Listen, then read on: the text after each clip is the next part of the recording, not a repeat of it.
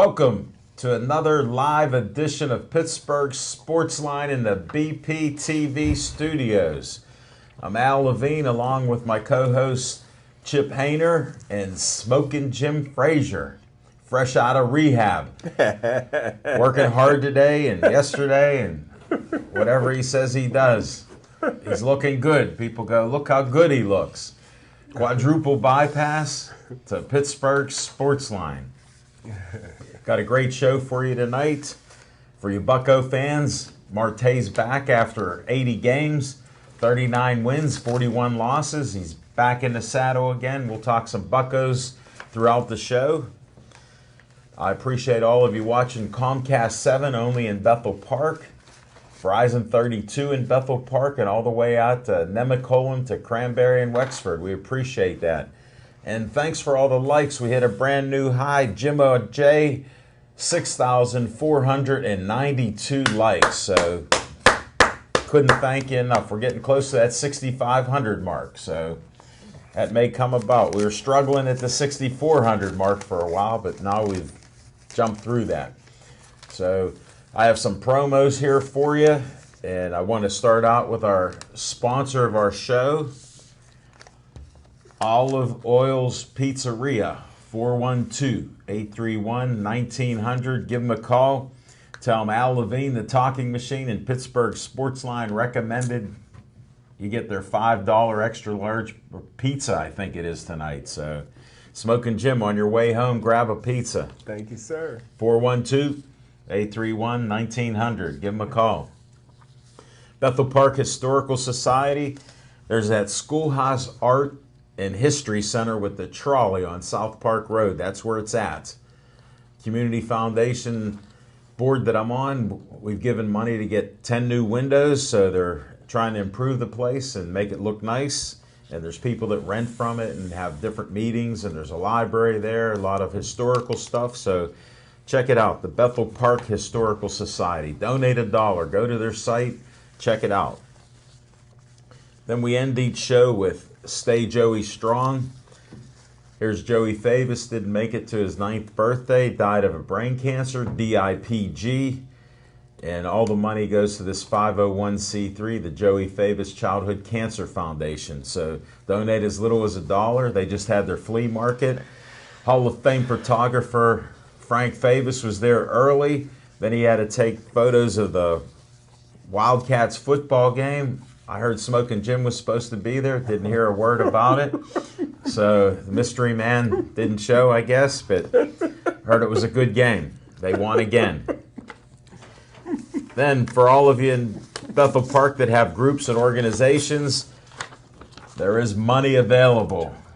$100 to $5,000. Check it out. Go to bf.org. Bethel Park Community Foundation, bpcf.org, and get an application and apply here to get some money for your group and organization in Bethel Park. Dave Cable likes to have fun at my expense. I've had quite a few people say I look good in this. I want you on BPTV. He put my face on Uncle Sam there, and I'm stuck with it. But call 412-831-3304. Talk to Dave Cable. Help out at the studio. We got Devin Shea. We got Ethan. We got Steve here. We even have a guest in our control room. So check it out. They're helping us get the show out, and I appreciate that. I want you for BPTV. Then last night, Sarah Wernick, fitness model, expert, competitor, and a postal employee. Whoops, I wasn't supposed to show this, sorry. Smoking Jim has that in his mausoleum right now. 3 rooms at his house of Sweeties for Jimmy, or Jim's Gems, as Dan Bogan wants to call it. On Jim's the line. Gems. On the line. Yeah, and he calls the show, if you're cool, On the Line. And he calls me T-Mac, but that's another story. We got stuff to tell you about our show last night, Pittsburgh Sportsline Hall of Fame. But first, we start out with what's on your mind. Smoking Jim, I got to ask you, because I never know what's on your mind. What's on your mind, Smoking Jim Frazier? Thanks, Al Levine, the talking machine. And if you want the green, Oh, you know what? you got There's a little green on here, but Dan Bogan stole the green pen. He didn't give it back. He sure did. Luckily, there was a little bit of green. I have to get one of my other pens. We'll track him down. But hey, yesterday was my birthday, so I want to thank Chip and Stephanie for the birthday shout out. I want to thank Steve for being on the Wheels of Steel last night. He come through, and thanks to Al Levine, the talking machine, for a great Batman cake that was super tasty, brother. And white batter. I love that white. I know, you went crazy with that. But I'm interested with Pirates are real hot right now. Do you know what the weather is going to be this week? Hot and steamy. No rain? No rain. Because everybody in Pittsburgh talks the weather. That's why I'm picking McGregor over Mayweather. and the reason for that is that he used that line last night. So somehow he was practicing in the bathroom in front of the mirror, like his mama. No offense to his mama, she taught him as little Jimmy. Before you talk to people, talk into the mirror. So he practiced the weather in Pittsburgh, and he come up with McGregor will beat Mayweather. I like that, but the reason I'm you created it. The reason I'm picking McGregor. Is this what's on your mind? This is what's on my mind over Mayweather. Are you serious? Yes, it is. It's the biggest thing in sports right now. And Mayweather is actually an independent contractor. And if you make, say, $230 million, they give you that entire check. And out of that check, you're responsible to pay the state, the federal, and everybody else. Hold it. You're going to talk tax law now? Well, everybody knows that they give you a purse and you're responsible for your taxes. You just found this out. You're like an innocent babe. I'm letting people know the reason why I think McGregor is going to win.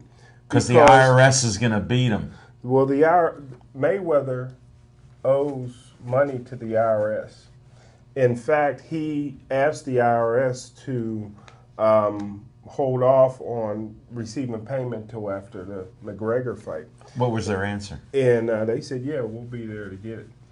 And in his locker room. And a lot of times you make $230 million, you add half of that to the IRS or other tax people. Who's your accountant? Sometimes 33%. Who's your accountant? 50, 55%. Who tells you this stuff? But if you We're trying to teach the people. But here's pay your taxes. Al Capone, one of the worst criminals, I had to tell Smoking Jim when he heard this shocking news, because now he's educated about it, that Al Capone went to jail for tax evasion. He broke the tax laws, and the IRS put him in jail for life. How about the black Al Capone, Red Fox? He owed the IRS. That's old news.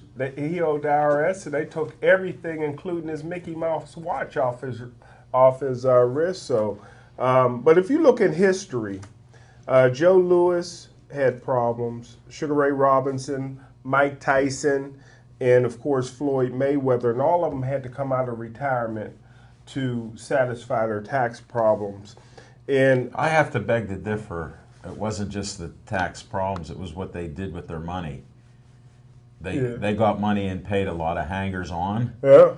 So they didn't have money to just pay the IRS the little bit they owed. Yeah. No, they had the money. They just chose to spend it on something other. Something else. And same way with Mayweather. And I look at this fight real quickly is that it's 6 weeks away. And I don't think you can get a 40-year-old body in shape in 6 weeks. That's one thing that favor McGregor. Another thing is McGregor, people don't realize, started boxing when he was 12 years old. And he hits like a ton of bricks. And McGregor's full body workout, I think, will help him knock Floyd Mayweather out in the 4th round. Plus, he reminds me of a young Roy Jones Jr. And that's what's on my mind, McGregor over Mayweather. As close as you are to Roy Jones, how does McGregor even resemble that? Fast hands, keeps his hands low, throws from all kind of different angles. Great reflexes. I like him. Keeps his hands low like most boxers aren't taught that. I'm not sure if McGregor loves black people, but I love him. Oh, you know, he's black from the waist down. Yeah, Right? yeah, no, it's good. Do you see that? Folks, I have to do the Smoking Jim. I have to do the Smoking Jim disclaimer. He's a known gambler. He's an NFL scout. Last year he had a streak of 5 losses where he lost the home 5 times. He bet New England and got his house back. Yes. No, but it was the same house he lost 5 times. Well, exactly. If you don't gamble, don't start. If you do listen to a gambler, little secret, bet the opposite of Smoking Jim. I've done it all the time because I don't like to say I gamble, but I do the opposite that he does, and it seems to work out. Thanks, Smoking Jim. I appreciate the lesson that you gave us on, I think your lesson was pay your taxes and McGregor will win despite the weather. I mean Mayweather. Sorry, Chip, for the delay. I couldn't help myself. He got me too pumped up with the nonsense I had to listen to. What is on your mind? What is on my mind? Well, yeah, I tell you one thing that it will not be on my mind. Of course, it will be the McGregor-Mayweather fight. I couldn't care less about that. If I want to see sports entertainment, I can always watch the WWE Raw on Monday night for free, where the outcome is already determined the same way it will be in this fight. Mayweather will run and run and run and run, and if McGregor can catch him to hit him, there might be a different outcome. But hold it, he's allowed to throw that flying punch. Superman punch. yeah, Superman punch. You know, They put that in there. So I couldn't think of a bigger waste of money or a waste of my time. I'll wake up the morning after the fight and watch the 15-second clip of the highlights of the fight, and, you know. But whatever. Okay, anybody wants to spend their $100 on that? Good for you. I hope you enjoy it. I've got better things to do with my money. But what's on my mind is I go all the way back to 20 years ago. 20 years ago. Still working in the same industry I'm working in now. I was considered at that point for the company that I worked for. I was the entertainment director because we had a lot of people that came to visit our city to work with us for various periods of time. So it was my job, besides teaching them how we did things here in Pittsburgh, was to show them around the city of Pittsburgh. So, wow. on July the 12th, 1997, was a Saturday. A gentleman came in from Des Moines, Iowa on Friday afternoon.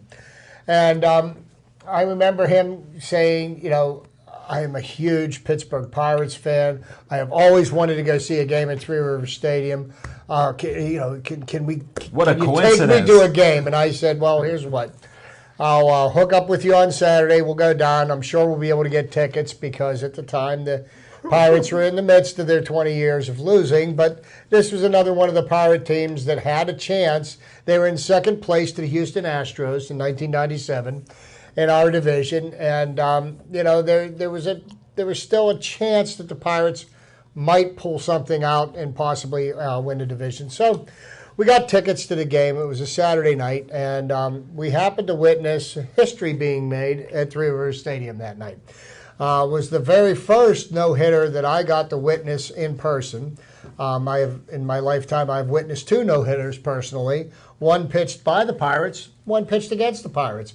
But on that amazing night in July of 1997, Francisco Cordova pitched 9 innings of no-hit ball, and the game still 0-0. Extra inning. Goes into extra innings, and Ricardo Rincon comes on in relief of Francisco Cordova, who'd already thrown approximately 130 pitches, and he was gassed. So Rincon came out and he pitched a no-hit 10th inning. So now we're in 10 innings of no-hit baseball, and the crowd is juiced.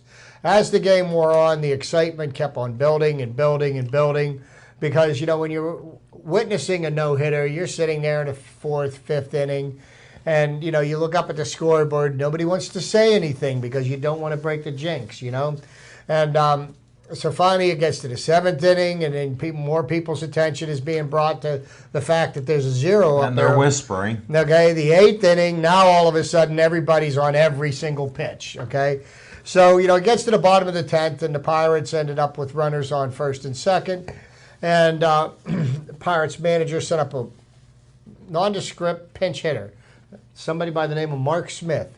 I wouldn't know any of his career statistics. I don't know where he played the following day, if he even played in the city of Pittsburgh. I don't know where he came from.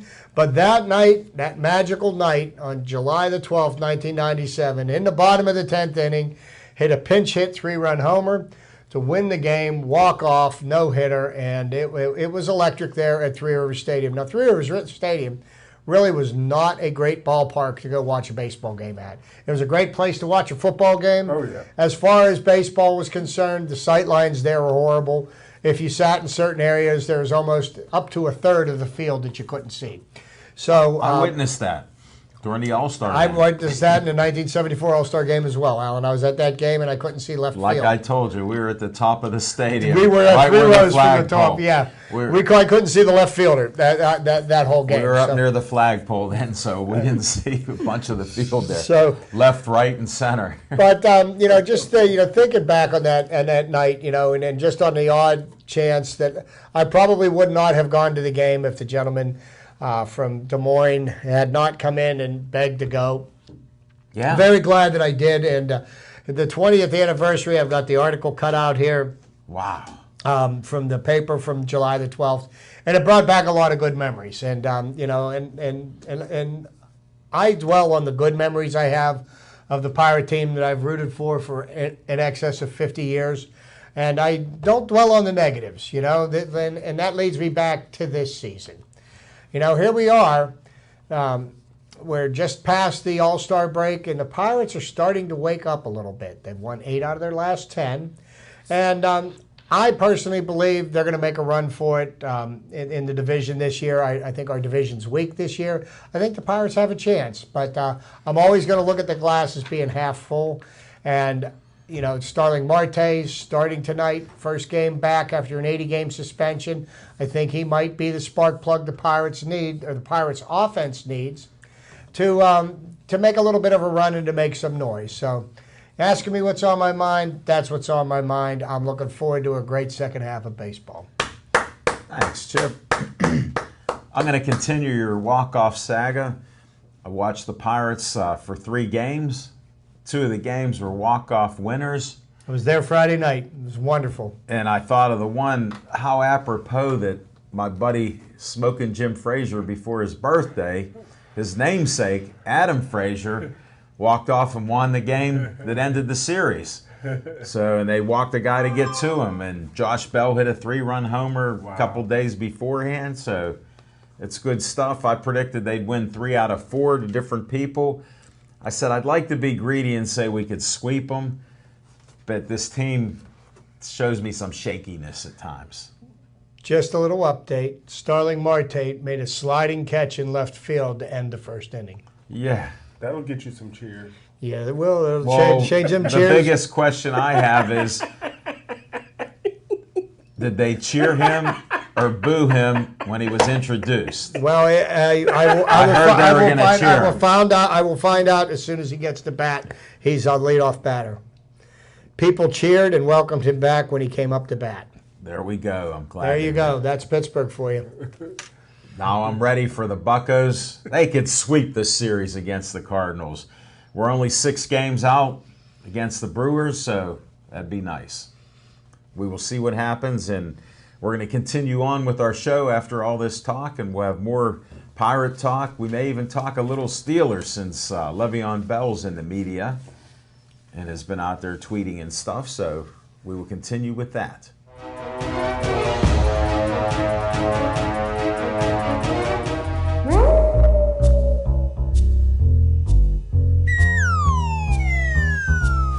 If you've been watching our show, you know it's not on location time. We start with Fiction and Fact from Smokin' Jim's Almanac. Let's go to Fiction and Fact from Smokin' Jim's Almanac. Thanks, Al Levine, the talking machine. And Fiction and facts will be a little bit of some of the greatest upsets in professional boxing history. And I'll start off with Cassius Clay over Sonny Liston way back in 1964. Who's Cassius Clay? Was that in Lewiston, Maine? No, that was the second one. The first one was in Miami, correct? Yeah. All right. Yeah. And the other one was in Lewiston, Maine, because Malcolm X got assassinated. No other city wanted it. And And that's where Chip was eating lobsters. they had heart in Lewiston, Maine, man. They said, yeah, you can have it here. But how about Buster Douglas over Iron Mike Tyson? Mm-hmm. How about Max Schmeling over Joe Louis? Leon Spinks over Ali?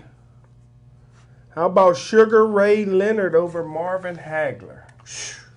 A lot of people say that that's not the way that fight went. Not me.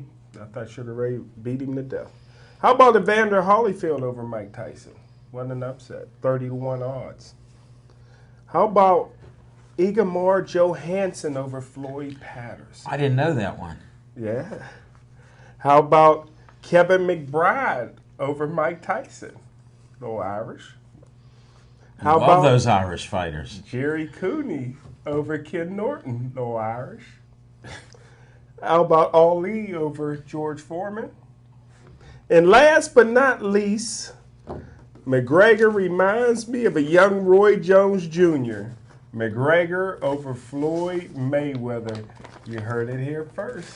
Hey, and just to talk on your boxing thing, Ezra Charles beat Jersey Joe Walcott at Forbes Field. Yeah, knocked him out. That was We used to see a classic photo. That was a most attended prize fight at the time in Pittsburgh history, and that was 1950. 51. Okay, so that was 65 years ago, 66 years ago. Is that long? And at Sips, they had a nice photo of that fight. Mm-hmm. With Babe Ruth Sips looking Sport- down over? no. Okay, it was Sips. Sips Sports Bar. Did they have it? Sips. Sports Jersey Bar. Joe, one of my favorite all-time fighters. Really? When did that happen? Jersey Joe, Roy Jones Jr., McGregor. Some of my top 5 all-time. When did you find out about McGregor? Rocky, How's the weather? Studied him. Rocky Marciano. Oh, he's the greatest. I know. Your story. He Smoking Jim's a wealth of misinformation. He used to break people's arms when they tried They at least would have tried to rope a dope on him. No way. You didn't. Is that all the fiction and facts you have? That's it. I'm trying to think if there was more fiction or fact. But I think you showed more facts. You have one fiction with this Connor something or other. McGregor. Yeah, somehow he's going to beat Mayweather. This is a guy that was on welfare 4.5 years ago. He grew up poor. He's an animal, man. This is new stuff to you. Mayweather never. This is faced a guy new. like This that. is new to you. McGregor, I've known about him with MMA. He's a great promoter. He sort of reminds me of you and how you promote things and people. Sometimes not knowing the things or the people. You're good at that. It's just interesting, I will say. All right, Chip, let's see if do they have a graphic for Chip? Fight party. Can I hear something in the control room?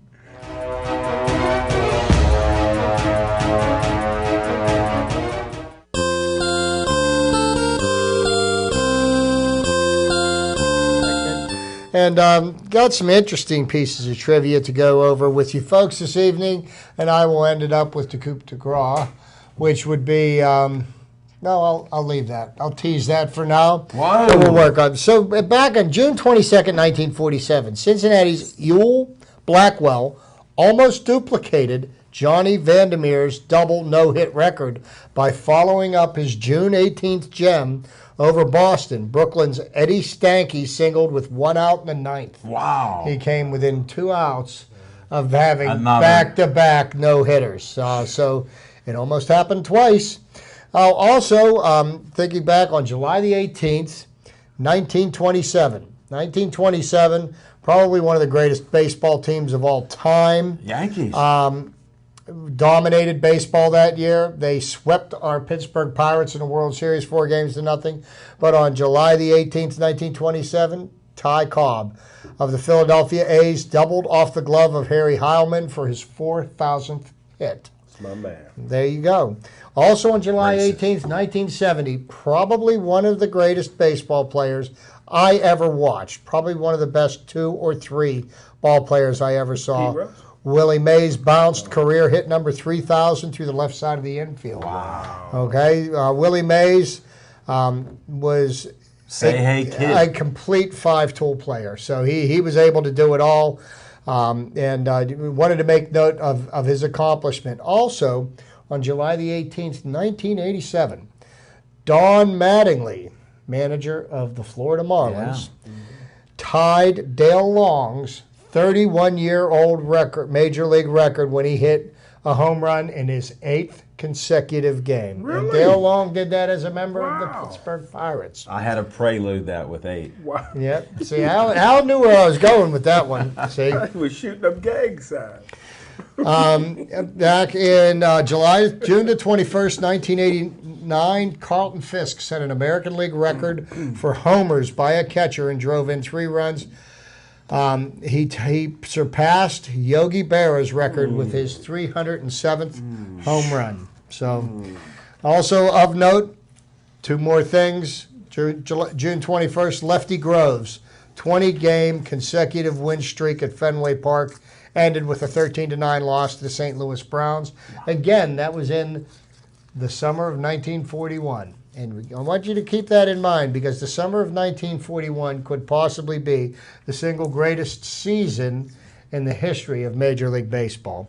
June 21st, 1964, Jim Bunning, who just recently passed away, of the Philadelphia Phillies, pitched a perfect game against the New York Mets on Father's Day. The no-hitter gave Bunning 1 in each league. The Phillies' Gus Triandos became the first catcher to handle no-hitters in both leagues. Wow. So Jim Bunning also was famous for his tell-all book, what was called Ball 4, that a lot of baseball players at the time were not very happy with him because he let the public into the Major League locker room, which was considered taboo. So did Antonio Brown. Yeah, just a few years later. So why do I say that 1941 was perhaps the greatest year in the history of baseball? Well, let's think of a couple of things that happened in the year of 1941. Ted Williams, the last baseball player to bat 400 for an entire season. Wow. Okay, and can you imagine a batter batted 400 for the entire season, and he did not win the MVP award that season. And he did not win the MVP award season that year because of Jolton Joe DiMaggio. Jolton Joe DiMaggio had a 56-game hitting streak, and it started on May 15th, 1941, and the streak ended on July 17th, 1941. Here are some interesting facts about the streak.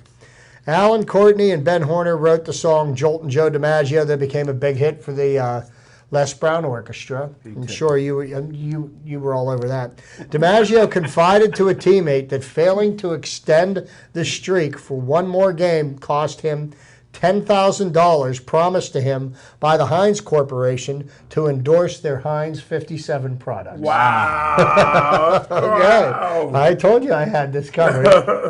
DiMaggio hit .408 during the streak. He was 91 for 223 with 15 home runs and 55 RBIs.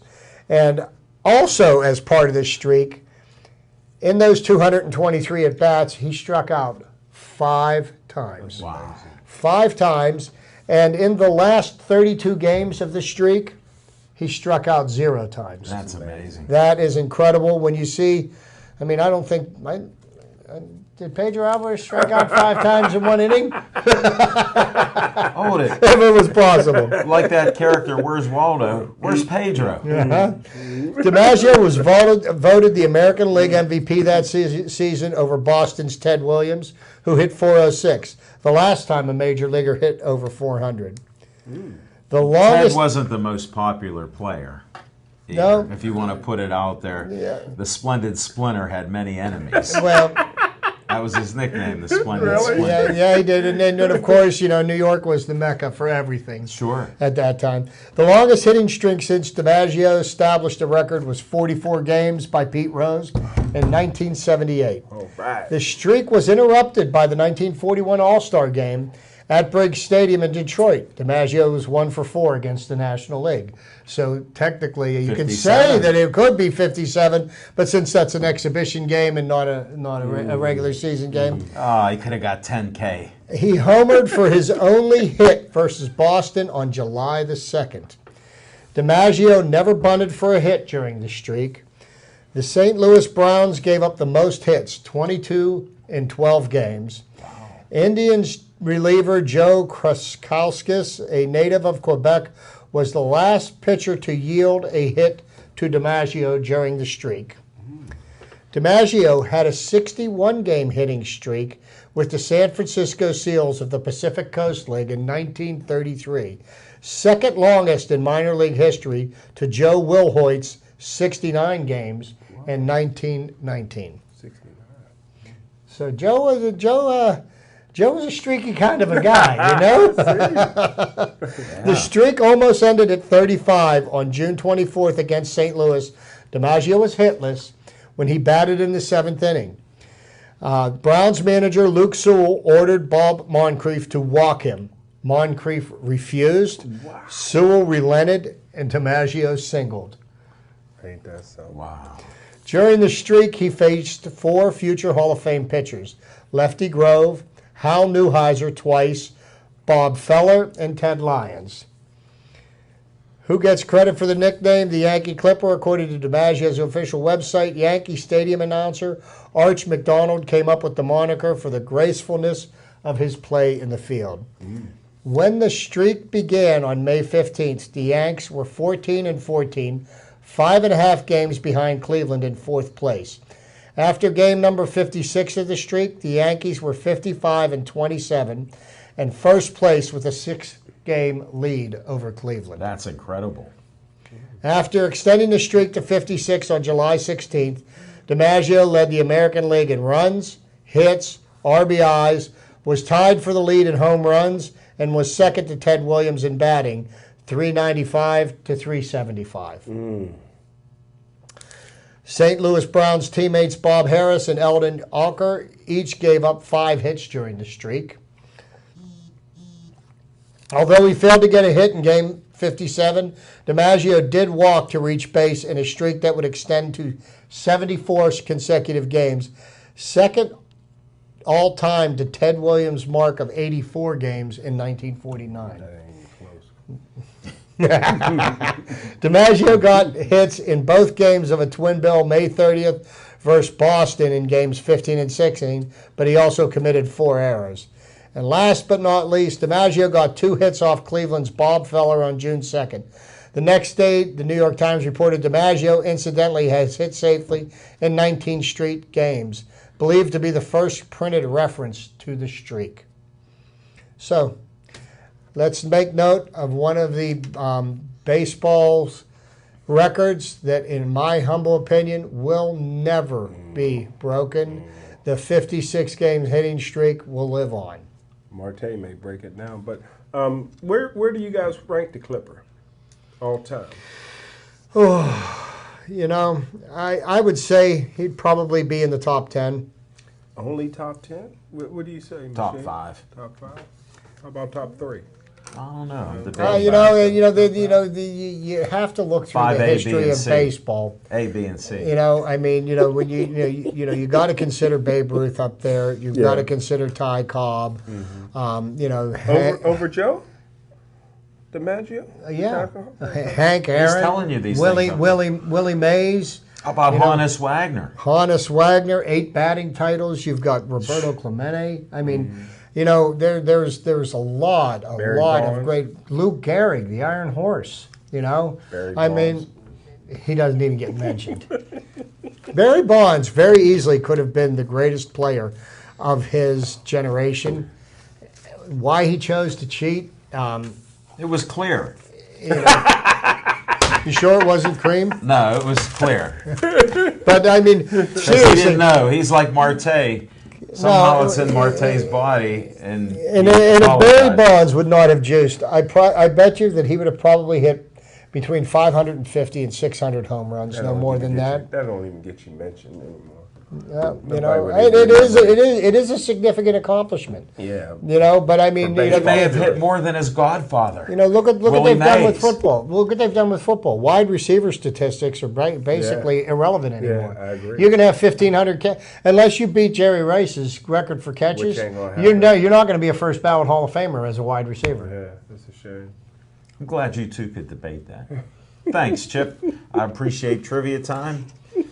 Now I don't know if the graphics will come up for me.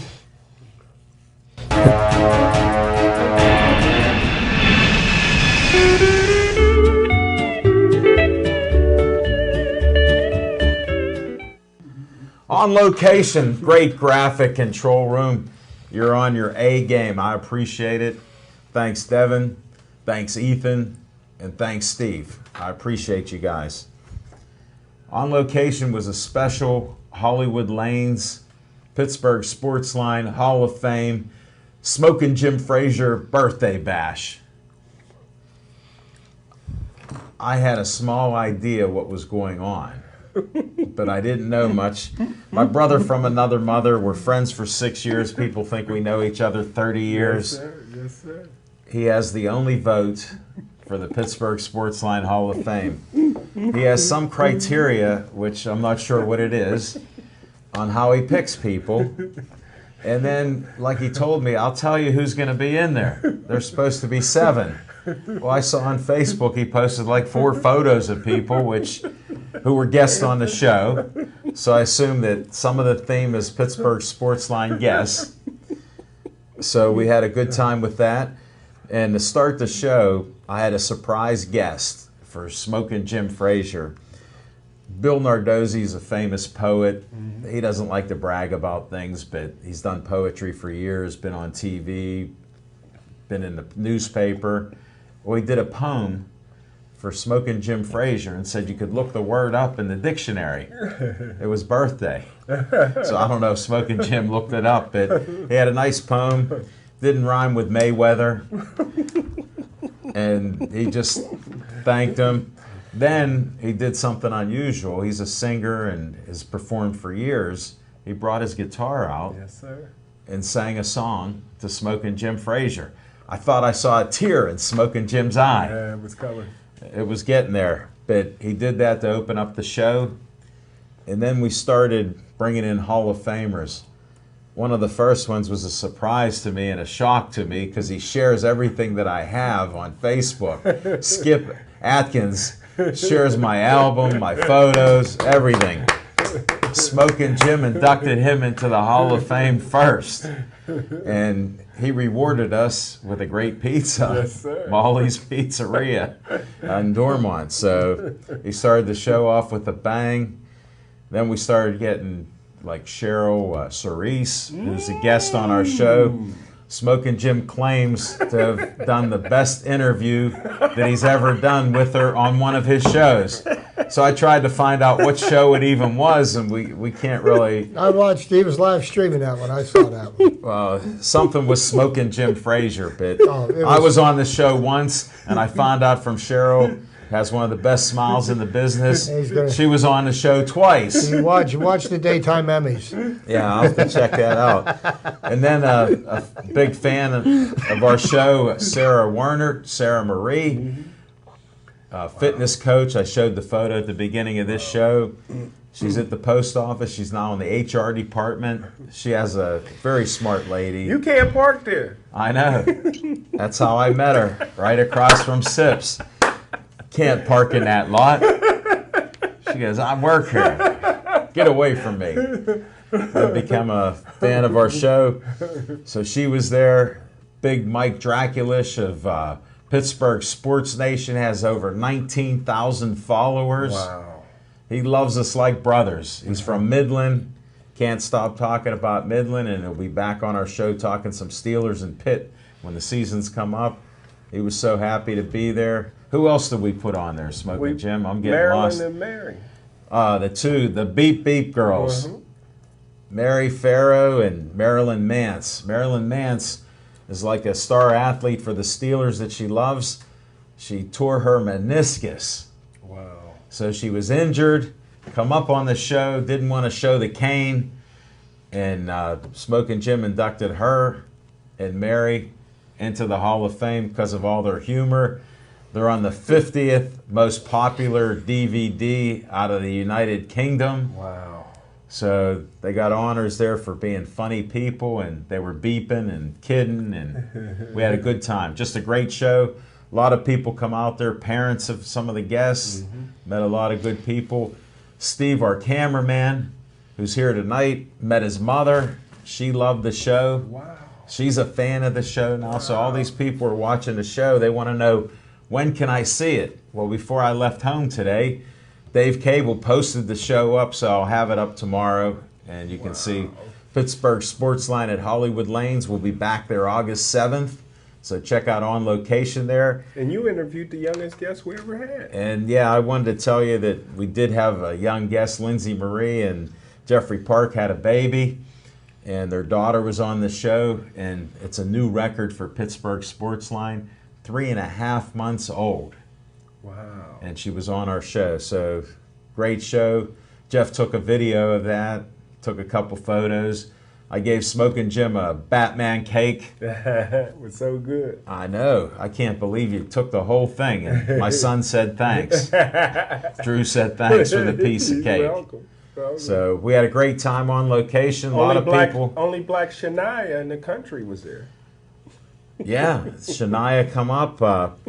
I barely was introduced to Smoking Jim's friend and a fashion model who'll be in South Jersey this weekend for Fashion Week. And she's promoting charities and PR, so good luck to her. I told her she has good karma from getting a quick interview on Pittsburgh Sportsline. So we got her in. Smoking Jim, I don't know how you did it. You did another great show. Dan Bogan was the MC.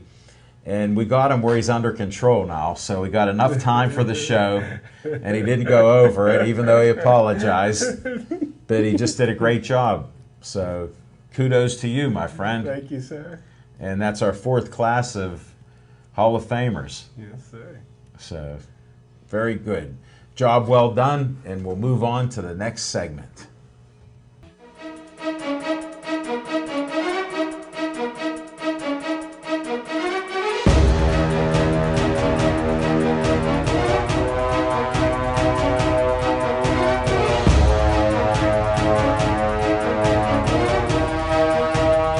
Focusing in on the Buccos. We'll do a little Bucco talk here. Still no score after 3. Still no score halfway through the 3rd inning. Nothing. Pirates are on a bit of a roll. I mentioned this earlier. 8 of the last 10 games they've played, they've won. They took a series from the Cardinals this past weekend. 2 walk-off wins, bottom of the 9th inning in each. And the interesting thing is that Mike Matheny, the manager of the Cardinals, walked the previous batter to get 2. Friday night, of course, we had a runner on second. Adam Frazier got a double. And the next batter up, Josh Harrison, made an out. And they had 1 out, and they had McCutchen in first base open. They intentionally walked McCutchen to get to Josh Bell. And Josh Bell deposited the ball in the left field seats, and it was game over.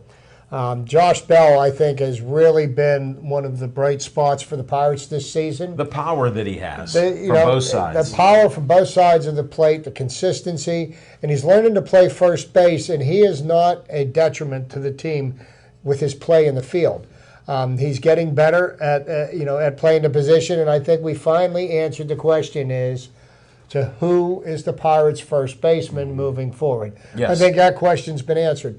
Some of the disappointments so far of the first half of the season, of course, The suspension of Starling Marte was a huge blow to the Pirates. 80 games. The play of Gregory Polanco up until the month of July was a huge disappointment. But since the 1st of July, I believe he's batting 438. 438. Wow. Last night he was 4 for 4. Threw out the tie in a tie game.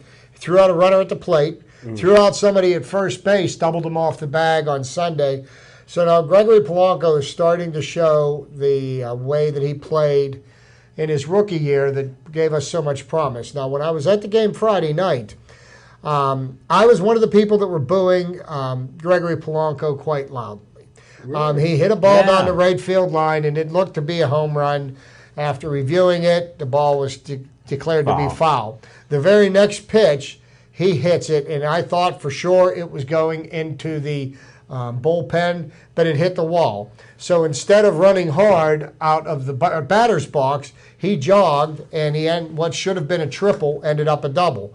The very next play, somebody grounds out to the right side of the infield. Polanco goes to third base. Now, the best catcher in baseball, without any question, is Yadier Molina, the catcher for the Cardinals. He's got the best arm. He's the best defensive catcher. Throws out people like crazy on Right. base. And so Gregory Polanco's leading off third base. The pitcher pitches the ball. The catcher's got it. Gregory Polanco turns around and very casually walks back to third base. Molina picked him off third base. He threw a bullet. Killed the rally. And that kind of play can't happen in the major leagues. And Gregory Polanco got booed, and he deserved to be booed. And ever since then, He's done well. He has done very well, But, I mean, you have to, you're going to get cheered when you do well. But when you, a play where you don't hustle, when you're not paying attention, you're only asked to pay attention for 2 to 3 hours out of a day. And then the rest of your day, you can do whatever it is you want. If you want to goof off, that's fine. But for 3 hours, we need your undivided attention. And when he does concentrate on what he's doing and when he plays all out, he's a great ball player. But, I think... it might have woke him up. You hate to see something negative like that happen. But personally, he's done well myself, since. if I would have been the manager... I would have made a foolish decision and I would have benched him, but, Clint Hurdle did not. But one thing I did admire what Clint Hurdle did that night, and, because the Pirates were not playing well, he got into it with one of the umps and he got ran, okay? And when he did, that put a little jolt in the crowd and it put a little bit of fire back in the Pirates, okay? Yeah. And, showed him the manager cares. Yeah, because every one of these games moving forward, okay, you play the season, there's always tomorrow, there's always tomorrow. Right now, the Pirates need to continue to play the rest of this season with a sense of urgency. There is no tomorrow. They have to win games now. If they want to have a chance to contend for the division title, they have to win every game they can. I got a question. My Cubbies made a trade. Does that seal the deal? No, not at all. And, and here's the interesting thing that I found out about that the trade being made. Okay, the Cubs gave up 2 top 10 prospects, and that's not their top 10. That's top 10 in all of baseball to get Jose Quintana.